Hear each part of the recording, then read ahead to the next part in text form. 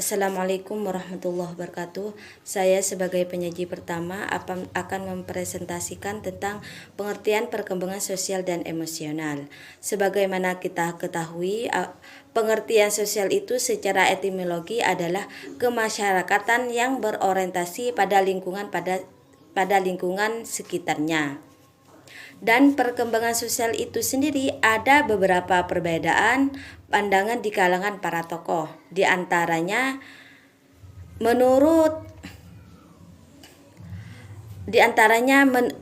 Lore, sosialisasi merupakan suatu proses di mana individu, terutama di kalangan anak-anak, melatih kepekaan dirinya terhadap rangsangan-rangsangan sosial, terutama tekanan-tekanan dan tuntutan kehidupan, serta belajar bergaul dengan bertingkah laku seperti orang lain di dalam lingkungan sosialnya.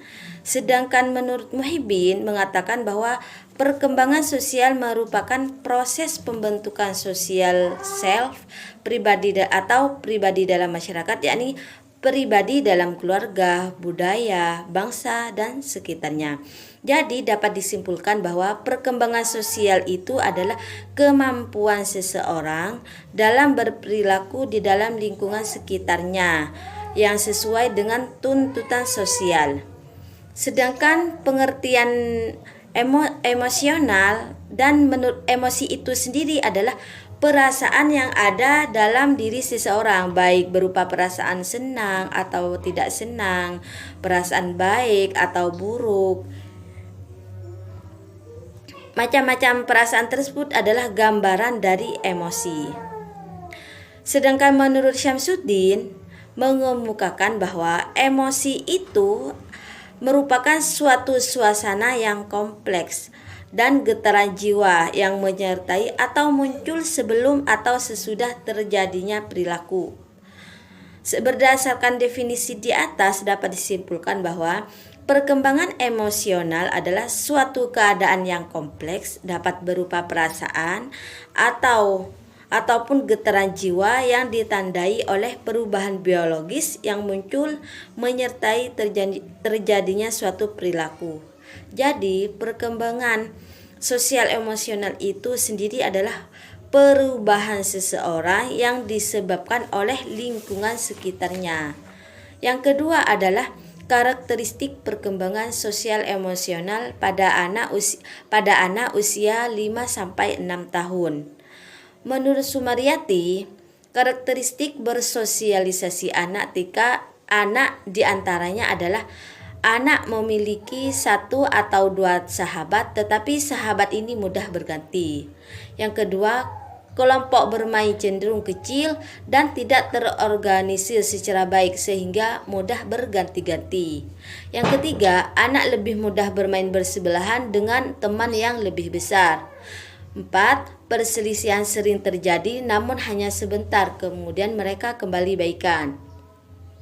Adapun karakteristik emosi seseorang anak sebagai berikut. 1. Emosi yang stabil atau sehat. Di antaranya emosi yang stabil menunjukkan wajah yang ceria, mau berteman dengan teman secara baik, bergairah dalam belajar, bersikap respek atau menghargai terhadap diri sendiri dan orang lain. 2. Emosi yang tidak stabil.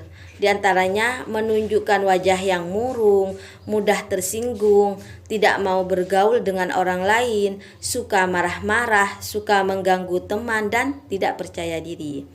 Berdasarkan karakteristik tersebut, perkembangan sosial emosional anak masih sering pilih-pilih teman dan hanya memiliki salah satu teman untuk bermain.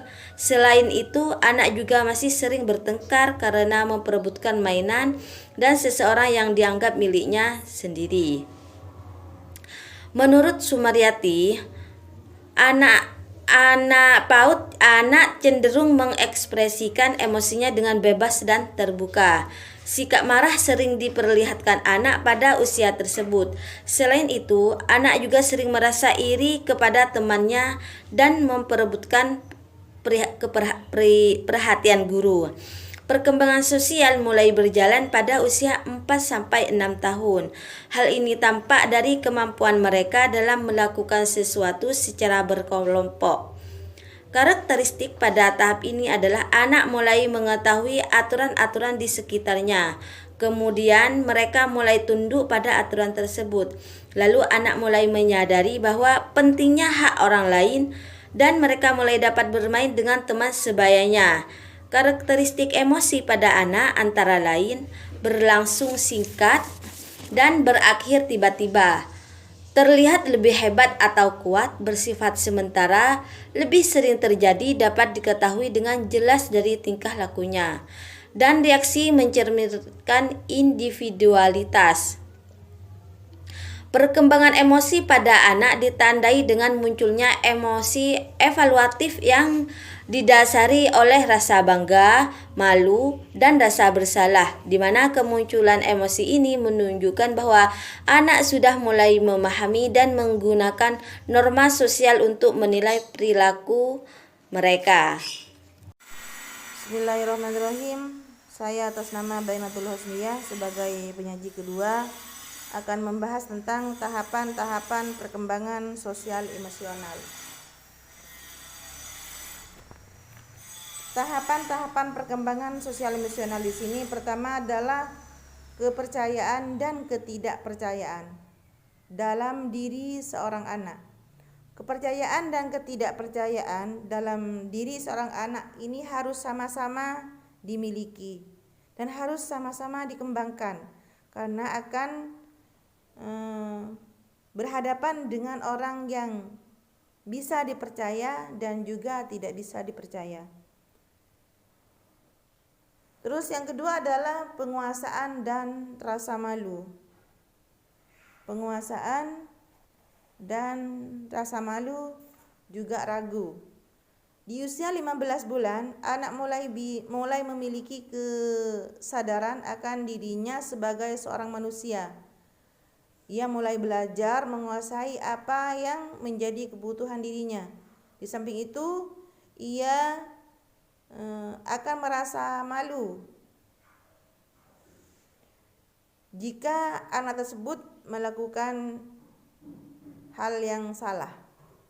Di tahapan ini, anak harus diberi kesempatan untuk mengembangkan dirinya.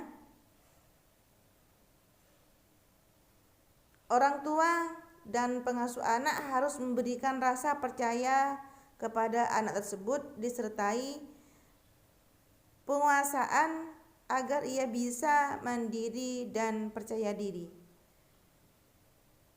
Sebaliknya, dalam tahapan ini apabila anak serba dibatasi dan dilarang untuk melakukan suatu atau hal yang baru, maka ia akan tumbuh menjadi anak yang selalu malu dan selalu ragu dalam melakukan suatu hal. Terus selanjutnya di sini ada tahapan inisiatif dan rasa bersalah, juga ada tahapan produksi dan rendah diri. Begitupun di tahapan-tahapan ini, jika anak diberi kesempatan dan kebebasan yang tetap dalam pengawasan orang tua, maka anak akan berkembang dengan baik.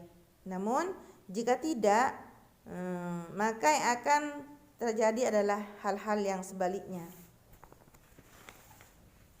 Terus selanjutnya faktor-faktor yang mempengaruhi perkembangan sosial pada anak usia dini. Yang mempengaruhi perkembangan sosial yaitu bisa dipengaruhi oleh keluarga, juga kematangan, status sosial ekonomi, pendidikan, kepastian mental. Terus selanjutnya, kalau yang tadi faktor yang mempengaruhi sosialnya, sekarang faktor-faktor yang mempengaruhi perkembangan emosinya. Yang mempengaruhi perkembangan emosi pada anak itu dipengaruhi atas dua faktor. Yang pertama, kematangan. Faktor kematangan Ini yaitu saat-saat ketika anak siap menerima sesuatu dari luar. Kematangan yang telah dicapai dapat dioptimalkan dengan pemberian rangsangan yang tepat pada anak tersebut. Terus yang kedua, faktor lingkungan belajar. Belajar yang menunjang perkembangan emosi terdiri dari beberapa hal, yaitu pertama, belajar dengan cara meniru, belajar dengan mempersamakan diri, terus belajar melalui pengkondisian. Metode ini berhubungan dengan aspek rangsangan, bukan dengan aspek reaksi. Terus selanjutnya, pelatihan atau training. Belajar ini di bawah bimbingan dan pengawasan. Terus belajar dengan cara coba-coba. Terus kondisi yang dapat mempengaruhi perkembangan emosi itu, yang pertama, kondisi yang mempengaruhi emosi dominan, seperti kondisi kesehatan, kondisi suasana rumah, cara mendidik anak, terus hubungan dengan teman sebaya, perlindungan yang berlebih-lebihan, aspirasi orang tua. Yang terakhir adalah bimbingan. Terus kondisi yang kedua yang dapat mempengaruhi perkembangan emosi yaitu kondisi yang menunjang timbulnya emosionalitas yang meninggi, seperti kondisi fisik, kondisi psikologis, dan kondisi lingkungan. Itulah pembahasan dari saya. Selanjutnya pembahasan yang ketiga. Bismillahirrahmanirrahim. Assalamualaikum warahmatullahi wabarakatuh. Saya penyaji ketiga akan menjelaskan tentang stimulasi perkembangan sosial emosional anak usia dini. Kegiatan pembelajaran yang sesuai untuk mengembangkan aspek sosial emosional untuk usia 5-6 tahun. Kecerdasan sosial emosional pada anak tidak memiliki secara alami, tetapi harus ditumbuhkan dan dikembangkan oleh orang tua maupun pendidik AUD. Metode yang bisa digunakan untuk mengembangkan aspek tersebut, yang pertama, keteladanan. Pembelajaran dengan melalui keteladanan adalah pembelajaran melalui contoh, baik contoh yang dapat diterima oleh masyarakat dan sesuai dengan standar dan sistem nilai yang berlaku. Yang kedua, metode mendongeng atau bercerita yang bersifat profesional karena membutuhkan keahlian khusus seperti mengatur gaya dan intonasi. Selanjutnya, bermain kooperatif. Bermain kooperatif menunjukkan bahwa anak yang tumbuh dengan sering bermain secara sosial ia lebih aktif. Yang keempat, bermain pura-pura atau bermain peran. Yang kelima, outboard. Outboard merupakan suatu kegiatan bermain yang dilakukan di alam terbuka dengan berdasarkan prinsip experiential learning. Selanjutnya, analisis perkembangan sosial emosional usia 5-6 tahun. Kegiatan analisis ini dilakukan pada anak usia 6 tahun yang merupakan siswa aktif yang duduk di kelas B. Berdasarkan nilai analisis yang dilakukan pada lingkungan perkembangan nasional emosional, anak tersebut sudah bisa berkembang dengan baik. Di antara hal-hal yang sudah dicapai yaitu kesadaran diri, rasa tanggung jawab untuk diri sendiri dan orang tua, perilaku profesional. Dari uraian analisa di atas dapat disimpulkan bahwa perkembangan dari kemampuan sosial emosional anak berkembang sesuai harapan. Didasarkan pada tingkat pencapaian anak, harapnya dengan tercapainya perkembangan anak mampu tumbuh menjadi anak yang mandiri dan bisa menyesuaikan diri dengan lingkungan.